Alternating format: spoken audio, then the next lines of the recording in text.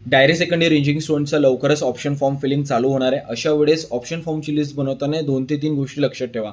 सगळ्यात पहिली गोष्ट काय लक्षात ठेवा, तुमची जे कॉलेजची लिस्ट आहे ते 3 पार्ट्समध्ये डिवाइड राहिली पाहिजे. Dream, target and safe colleges, first point. Second point, यावेळेस सेफ कॉलेजेस तुम्हाला थोडे जास्त ॲड करावं लागेल, कारण थोडासा कट ऑफ आहे किंवा मेरिट नंबर आहे ते समोर ढकलले गेलेलं आहे. इन शॉर्ट रिझल्ट जास्त चांगला लागला असं म्हणू शकतो. सो सेफ कॉलेजेस ॲड करा फॉर शुअर.